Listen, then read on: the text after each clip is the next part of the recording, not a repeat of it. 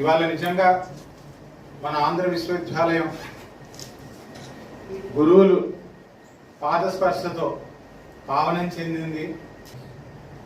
Centre for emotional education society and all India institute of local self government centre in Andhra university కలిసి నిర్వహిస్తున్న కార్యక్రమం ఇది.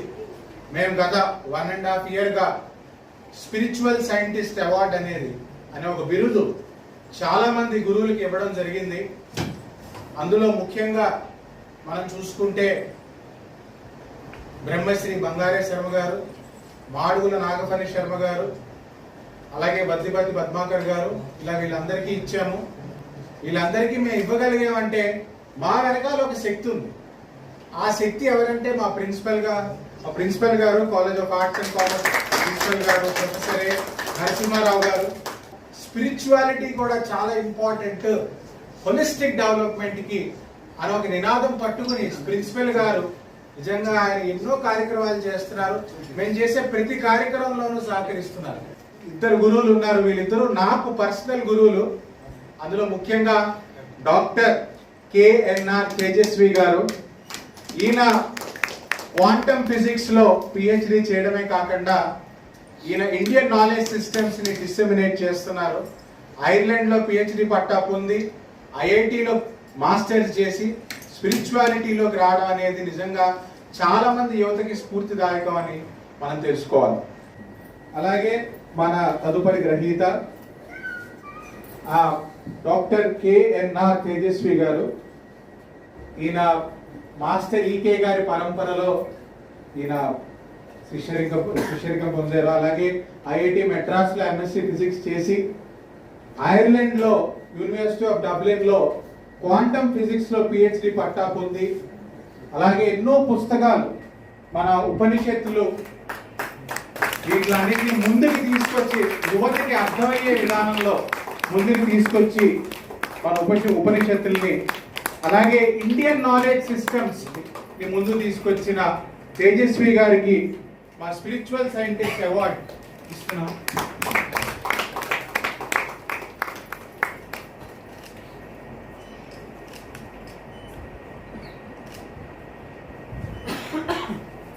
తేజస్వి గారికి మమ్మల్ని తేజోవంతులు చేయాల్సిందిగా కోరుతున్నాను.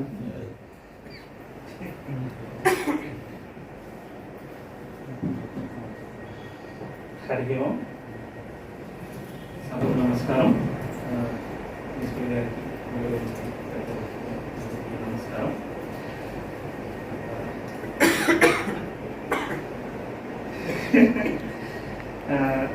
ఫస్ట్ ఆఫ్ ఆల్ ఈ అవార్డు ఇస్తున్నందుకు spiritual scientist in the category of Indian knowledge systems అని అభిషేక్ గారు చెప్పారు.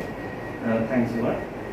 ఈ ఇండియన్ నాలెడ్జ్ సిస్టమ్స్ అంటే మనకి తెలిసినది మనకి తెలియనిది కూడా కలుపుకొని మన భారతదేశంలో తరతరాలుగా మనకు అనిపిస్తూ ఉన్న ఒక గని లేదా విద్య అపారమైన ఒక విద్య గని అనుకోవచ్చు. అందులో వేదం ఉంటుంది, తంత్రం ఉంటుంది, యోగం ఉంటుంది, ఇంకా రీజనల్లో కొన్ని ఫోక్లోర్ ఉంటుంది, సంగీత శాస్త్రము, నాట్య శాస్త్రము, arts, everything that India has produced since the times immemorial. మనకి బయాలజీ వాళ్ళు యూజువల్గా డార్విన్ సిద్ధాంతం అని చెప్తూ ఉంటారు. అసలు భాగవతంలోనే మనకి డార్విన్ సిద్ధాంతాన్ని తలదన్నే సిద్ధాంతం ఉందని అసలు ఎంతమందికి తెలుసు అనేది ఒక ప్రశ్న. ఎందుకంటే మన దగ్గర ఏమీ లేదని చెప్పి మనం ఆ ఎడ్యుకేషన్కి వెళ్తున్నాం. ఇప్పుడు తను చెప్పినట్టు నేను PhD చేశాను, ఐర్లాండ్లో క్వాంటమ్ ఫిజిక్స్ చేశాను, 4 years, వండర్ఫుల్, ఆల్ గుడ్. కానీ ఎక్కడో ఏదో మిస్ అవుతుంది. అది ఏంటి? అక్కడ క్వశ్చన్స్ వేస్తే దేనికి ఆన్సర్ దొరకట్లేదు మనకి. ఏ క్వశ్చన్ వేసినా స్టిల్ అండర్ ద రీసెర్చ్. అంటే మనకి ఈ మధ్య వెబ్సైట్స్ కన్స్ట్రక్షన్ చేసినప్పుడు వెబ్సైట్ అండర్ కన్స్ట్రక్షన్ అంటారు కదా, అలా ఏమైనా క్వశ్చన్ వేసేస్తే ఇంకా మా దగ్గర లేదు ఆన్సర్ అంటారు. కొన్ని మెడికల్ సైన్స్ని పూర్తిగా మనం నమ్ముదామా అంటే ఇవాళ ఇచ్చిన టాబ్లెట్ ఒక 5 ఏళ్ల తర్వాత సారీ అండి ఆ టాబ్లెట్ వాడకూడదు, అది పాయిజన్ అంట అని చెప్తారు. మన ఇంతకాలం వాడిన వాళ్ళు ఎవరు ఇచ్చారు మనకి? అదే మన ఆయుర్వేద శాస్త్రం, ఈ యోగ శాస్త్రంతో లేకపోతే ఇంకా దేనికైనా వెళితే ఇలా మార్పులు అనేవి ఉండవు. ఆల్రెడీ శాశ్వత సత్యాలు తెలుసుకొని వాళ్ళు క్రోఢీకరించి మనకి అందిస్తున్న ఒక అమృత గుళికల్ని మనమే కళ్ళు మూసేసుకొని అలా ముందుకెళ్ళిపోతున్నాం. ఇది నాకు అర్థమయ్యి నేను మన యూత్ ఎస్పెషల్ ఇక్కడ చిన్న పిల్లలు ఇద్దరు ఉన్నారు తెలుగు, ఇలాంటి వాళ్ళ కోసం నా టైం అంతా I want to west my time in to make them understand. వాళ్ళకి మన సంస్కృతి మన కల్చర్ గురించి అర్థమయ్యేటట్టు చెప్పడానికి నేను కృషి చేశాను. అదే నా ఇండియన్ నాలెడ్జ్ సిస్టమ్స్ అనే ఒక సబ్జెక్ట్. ఇదే మన సెంట్రల్ గవర్నమెంట్ ఇచ్చింది మన ఇండియాలో. సిన్స్ 3-4 ఇయర్స్గా దాని మీద చాలా ఫోర్స్తో ప్రయత్నాలు జరుగుతున్నాయి. యూనివర్సిటీ లెవెల్లో బీటెక్ స్టూడెంట్స్కి ఇంట్రడ్యూస్ చేయాలి. ఎందుకు ఇంట్రడ్యూస్ చేయాలి? ఫర్ ఎగ్జాంపుల్ పసుపు ఉంది, మనం ప్రతిరోజు వాడతాం. పసుపు మీద పేటెంట్ రైట్స్ అవుతున్నాయి, మీ అందరికీ తెలుసు కదా, అమెరికా వాడు తీసేస్తున్నారు. మనం వాడే ప్రతిరోజు నిత్య జీవితంలో ఉండే ఒకదానికి ఇంకొకటి వచ్చి ఇది నాది అని చెప్పే దౌర్భాగ్య స్థితిలో మనం ఎందుకు ఉండాలి? అవునా కాదు? మనం మన తాత ముత్తాతలు చెప్పింది ఇవన్నీ కుక్కిటి పురాణాలు లేకపోతే ఇదంతా కాకమ్మ కథలు అని ఎవరైతే అంటారో అవన్నీ కాదు. ఇందులో ఒక సైన్స్ ఉంది, ఇందులో ఒక మ్యాజిక్ ఉంది, ఇందులో ఒక magic in terms of scientific magic. అంటే అది తెలుసుకుంటేనే చాలా ఆనందం వేస్తుంది. ఎలా ఒక ఉదాహరణ తీసుకుందాం, ఒక 2 minutes.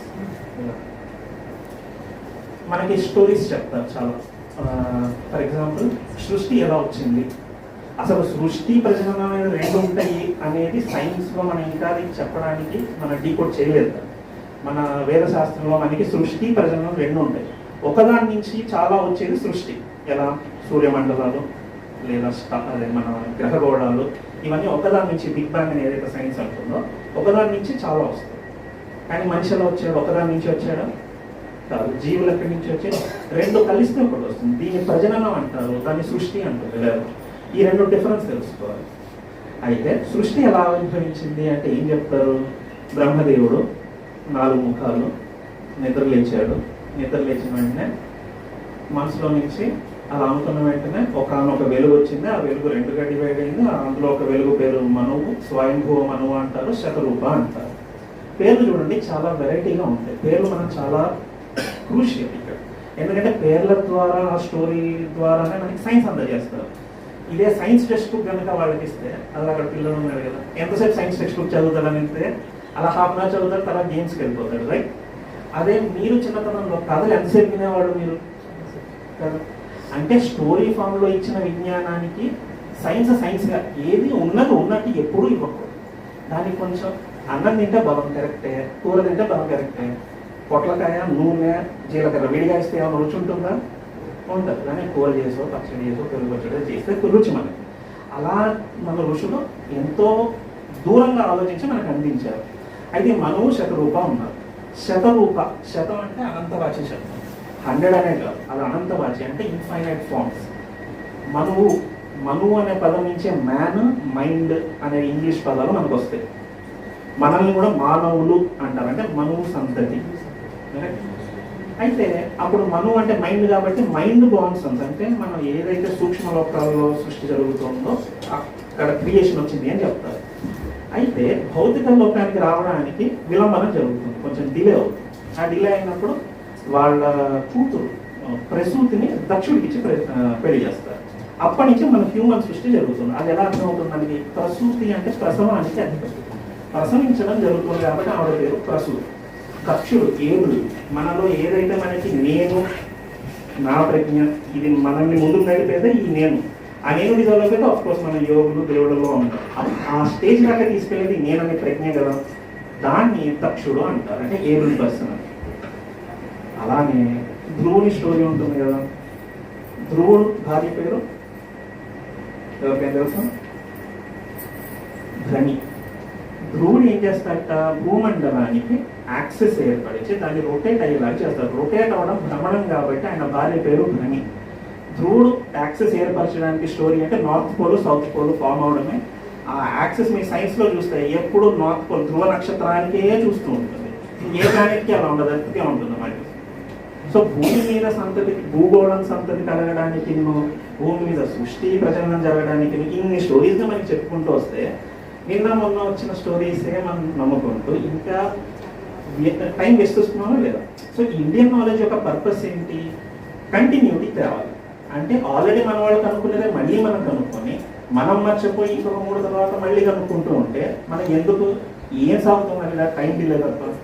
అలా కాకుండా వాళ్ళు కనుక్కున్నది సమగ్రంగా మనకు అర్థమైతే దీన్ని ప్రస్తుతం ఉన్న సైన్స్తోనూ అప్పుడు ఉన్న నాలెడ్జ్తోనూ క్రోడీకరించి ఇంకొంచెం ముందుకు సాగుతూ అలానే ఇప్పుడు గురువులు అందిస్తున్న ఏదైతే ఆధ్యాత్మిక విద్య ఉందో అది అనేది మాయ పడకుండా ముందుకు సాగుతూ ఉంటే మన జీవన పరమావధికి మన purpose of life as an Indian and as a human being fulfil అవుతుంది అనేది ఒక దృక్పథంతో నేను ఇండియన్ నాలెడ్జ్ సిస్టమ్స్ అనే దాని మీద కృషి చేస్తున్నాను.